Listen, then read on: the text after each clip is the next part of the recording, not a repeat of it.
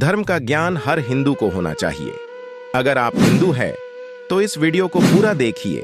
अगर आपको ये वीडियो पसंद आती है तो वीडियो को लाइक करके चैनल को सब्सक्राइब कर दीजिए और हाँ, कमेंट में गर्व से लिखिए जय श्री राम। गरुड़ पुराण में मनुष्य के जन्म और मृत्यु के बारे में विस्तार से बताया गया है। गरुड़ पुराण में बताया गया है कि मृत्यु ही काल अर्थात समय है और जब मृत्यु का समय निकट आता है तो जीवात्मा से प्राण और देह का वियोग हो जाता है। प्रत्येक मनुष्य के जन्म और मृत्यु का समय निश्चित होता है, जिसे पूरा करने के बाद ही मनुष्य को मोक्ष की प्राप्ति होती है और वह पुनः दूसरे शरीर को धारण करता है। परंतु जब किसी की अकाल मृत्यु हो जाती है तो उस जीवात्मा का क्या होता है और अकाल मृत्यु किससे कहा जाता है?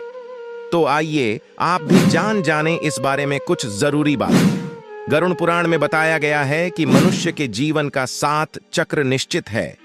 अगर कोई मनुष्य इस चक्र को पूरा नहीं करता है अर्थात अकाल मृत्यु को प्राप्त हो जाता है, उसे मृत्यु के बाद भी कई प्रकार के कष्ट भोगने पड़ते हैं। इसलिए सबसे पहले यह जानना जरूरी है कि अकाल मृत्यु क्या होती है, अर्थात किस तरह की मृत्यु को गरुड़ पुराण में अकाल मृत्यु की श्रेणी में रखा गया है। गरुड़ पुराण के सिंहावलोकन अध्याय में बताया गया है कि यदि कोई प्राणी भूख से पीड़ित होकर मर जाता है या किसी हिंसक प्राणी द्वारा मारा जाता है या फिर गले में फांसी का फंदा लगाने से जिसकी मृत्यु हुई हो, अथवा जो विष, अग्नि आदि से मृत्यु को प्राप्त हो जाता है, अथवा जिसकी मृत्यु जल में डूबने से हुई हो, या जो सर्प के काटने से मृत्यु को प्राप्त हुआ हो, या जिसकी दुर्घटना या रोग के कारण मौत हो जाती है, ऐसा प्राणी अकाल मृत्यु को प्राप्त होता है।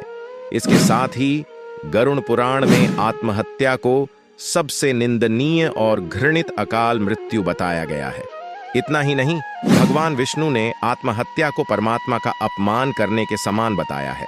साथ ही गरुड़ पुराण में बताया है कि जिस मनुष्य अथवा प्राणी की मृत्यु प्राकृतिक होती है वह 3, 10, 13 अथवा 40 दिन में दूसरा शरीर प्राप्त कर लेता है। किंतु जो व्यक्ति आत्महत्या जैसा घृणित अपराध करता है, उस प्राणी की जीवात्मा पृथ्वी लोक पर तब तक भटकती रहती है जब तक वह प्रकृति के द्वारा निर्धारित अपने जीवन चक्र को पूरा नहीं कर लेता है। ऐसी जीवात्मा को न तो स्वर्ग लोक की प्राप्ति होती है और न ही नरक लोक की प्राप्ति होती है। जीवात्मा की इस अवस्था को अगति कहा जाता है। इसलिए गरुड़ पुराण में बताया गया है कि आत्महत्या करने वाली आत्मा अकाल मृत्यु को प्राप्त होने वाली सबसे कष्टदायी अवस्था में पहुंच जाती है और अकाल मृत्यु को प्राप्त करने वाली आत्मा अपनी तमाम इच्छाएं यानी कि भूख, प्यास, संभोग, सुख, राग, क्रोध, दोष, वासना आदि की पूर्ति के लिए अंधकार में तब तक भटकती रहती है जब तक कि उसका परमात्मा द्वारा निर्धारित जीवन चक्र पूरा नहीं हो जाता है। अब सवाल उठता है कि किसी भी प्राणी की अकाल मृत्यु क्यों होती है। इसका भी वर्णन गरुड़ पुराण में किया गया है, जिसके अनुसार जब विधाता द्वारा निश्चित की गई मृत्यु प्राणी के पास आती हो तो शीघ्र ही उसे लेकर मृत्यु लोक से चली जाती है।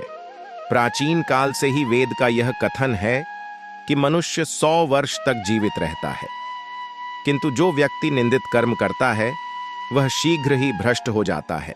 जो व्यक्ति वेदों का ज्ञान न होने के कारण वंश परंपरा और सदाचार का पालन नहीं करता है और जो आलस्यवश कर्म का परित्याग कर देता है और जो सदैव त्याज्य कर्म को सम्मान देता है और जो जिस किसी घर में भोजन कर लेता है और जो पर स्त्री में अनुरक्त रहता है, इसी प्रकार के अन्य महादोषों से मनुष्य की आयु क्षीण हो जाती है। श्रद्धाहीन, अपवित्र, नास्तिक, मंगल का परित्याग करने वाले, द्रोही, असत्यवादी ब्राह्मण की मृत्यु अकाल में ही यमलोक ले जाती है। प्रजा की रक्षा न करने वाला, धर्माचरण से हीन, क्रूर, व्यसनी, मूर्ख, वेदानुशासन से पृथक और प्रजा पीड़क क्षत्रिय को यम का शासन प्राप्त होता है। ऐसे दोषी ब्राह्मण और क्षत्रिय मृत्यु के वशीभूत हो जाते हैं और यम यातना को प्राप्त करते हैं। जो अपने कर्मों का परित्याग तथा जितने मुख्य आचरण हैं उनका परित्याग करता है और दूसरों के कर्म में निवृत्त रहता है, वह निश्चित ही अकाल मृत्यु को प्राप्त होता है।